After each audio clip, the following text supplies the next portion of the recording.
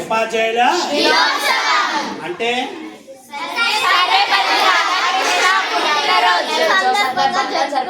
ఎందుకు జరుపుకుంటున్నాం? సర్వేపల్లి రాధాకృష్ణ పుట్టినరోజు ఎందుకు జరుపుకోవాలి?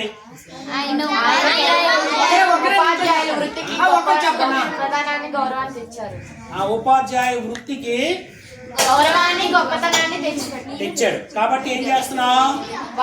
పుట్టినరోజు సందర్భంగా మన ఉపాధ్యాయుల దినోత్సవం జరుపుకుంటాం. లాస్ట్ వాళ్ళు ఎవరు వెళ్ళాలి? మళ్ళీ మీకు 2 క్వశ్చన్ వేస్తారు. అంటే ఇక్కడ మనం గమనించవలసింది ఏంటి అంటే ఈయన సర్వేపల్లి రాధాకృష్ణ గారు నా పుట్టినరోజు చేయండి అని అనలే. మీకు జాగ్రత్తగా మీ పుస్తకాల్లో చదివితే మీకు అర్థమవుతుంది.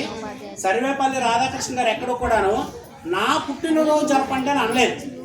కావస్తే చూడండి, ఎక్కడ బ్యానర్లు అయినా చూడండి, సర్వేపల్లి రాధాకృష్ణ గారి పుట్టినరోజు ఉండదు. ఏమని ఉంటుంది? ఉపాధ్యాయుల దినోత్సవం అని మాత్రమే ఉంటుంది.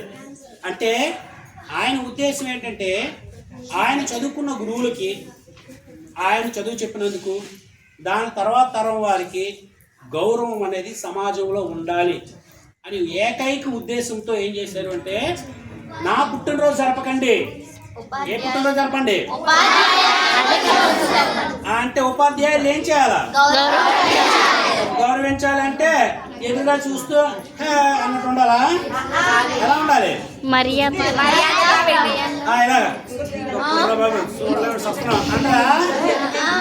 అంటే మనసులో ఒక మాట బయటకు ఒక రకమైనది ఉండకూడదు. దాన్ని కపట బుద్ధి అంటారు. అది ఏ మనిషి ఉండకూడదు. అర్థమవుతుందా? నిజంగా మీరు మీ ఉపాధ్యాయుని గౌరవించగలిస్తే మీరు చేయవలసిన పని ఒకటే, అతని మాట వింటించా.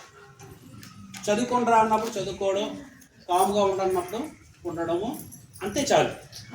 మీకు ఒకటి తెలుసో తెలీదో, నేను సరిగ్గా చదవలేకపోతున్నాను, నా పరిస్థితి ఏంటి అంటే చిన్నతనంలో 1 నుంచి మనకు కావాల్సింది క్రమశిక్షణ ఒకటే. తెలుసా?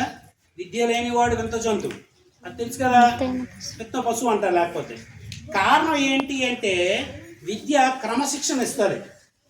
క్రమశిక్షణ అంటే మనం సంఘంలో ఎలా ఉండాలి, ఎలా ఉండకూడదనే 2 విషయాలు మనకి స్కూల్లోనే చెప్తారు.